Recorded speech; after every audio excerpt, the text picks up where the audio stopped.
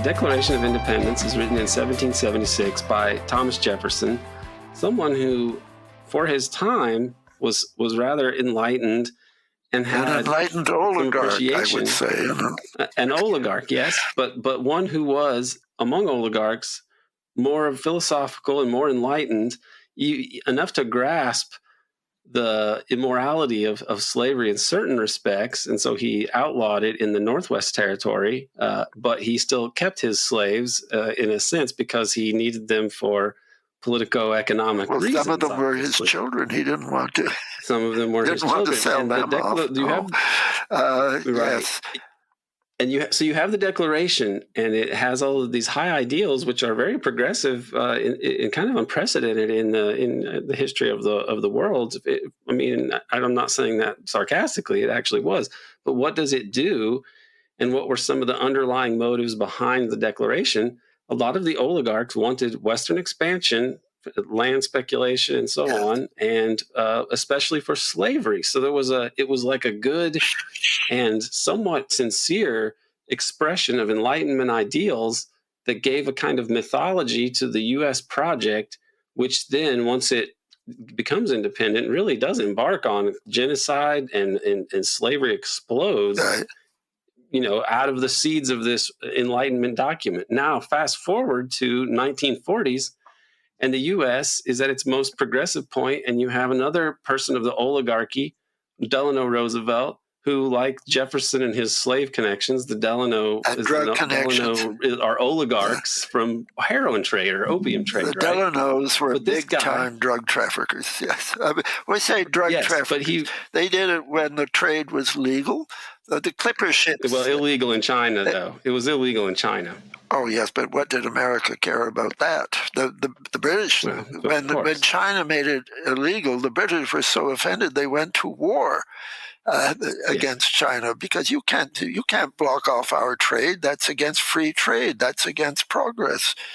And then eventually, if I could just, it always bugs me that everyone praises Mill's On Liberty as being a kind of fundamental document about liberty.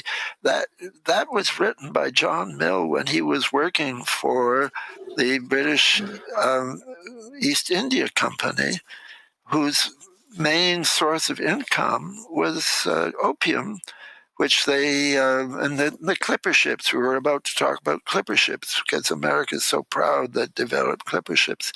They were ships developed to get the opium out of India to China, and to get there first. And the big names in the clipper ships were the big names and the people marketing opium to China, and with something which Britain thing.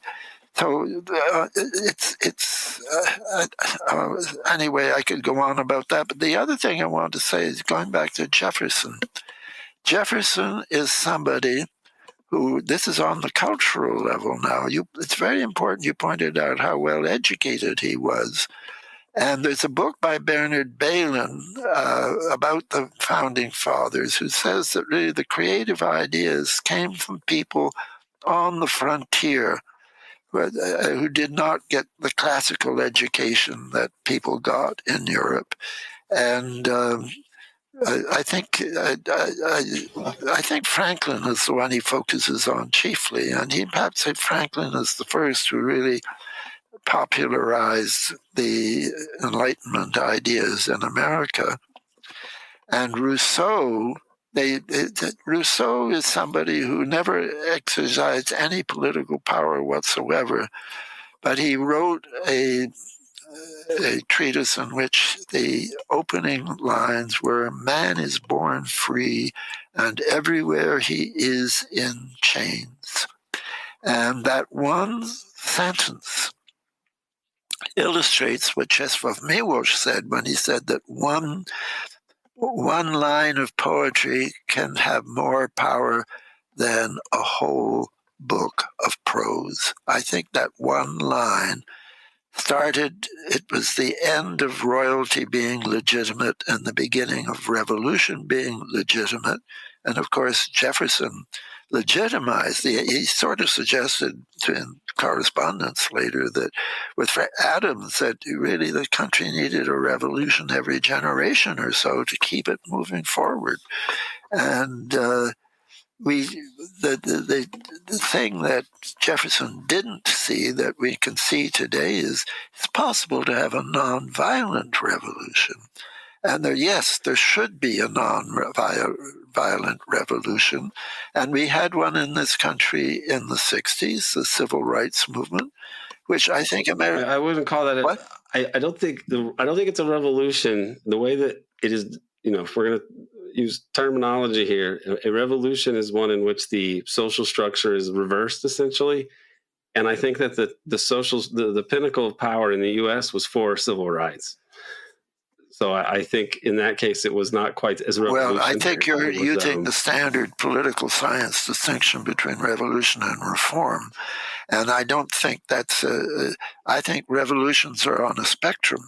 They can be, abolition of slavery was not a structural reorganizing of the whole of America. It was certainly a restructuring in the South for a while with Reconstruction. But I think it counts as a revolution because I see the whole of civilization globally in the East, in China, in Russia.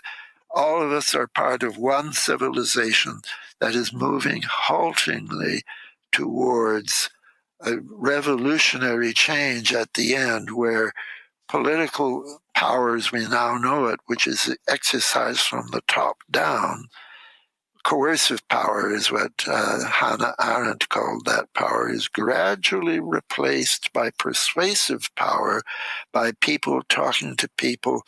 And some people would say, and there's a political scientist called Graham Allison, who argue that persuasive power will never replace. And he says wars are permanent. When one country is being threatened by a new country, the result is almost certainly going to be war. And he says, look at the last 100 instances of this. 96% of them have resulted in war. And his own evidence argues against him because 4 did not proceed that way. And those 4 are all of them from the last century. So the trend is away from the model that he's talking about. And it's very, very slow. And you have dark ages that intervene. And what becomes vital here, we're facing a dark age in our future now, I think. And the question is it going to be a nonviolent dark age or a violent dark age? And if the wars in Gaza and Ukraine continue the way they're doing, particularly the recent escalation of them, we're going to get a very violent revolution. And in that case, the good news is not for anyone listening because it's going to be bad news for us. But the good news is for people who are not born yet. We will get a much needed leap forward. That's another baby step in the transformation of power from above, coercion, into power from below, persuasion. That was just an excerpt from the American Exception podcast. To hear the whole episode, as well as archived and new episodes, please subscribe to the American Exception podcast at Patreon. There's a link in the show notes, or you can just go to patreon.com/American Exception. Subscribe, and you can join us as we illuminate the dark side of the U.S. empire.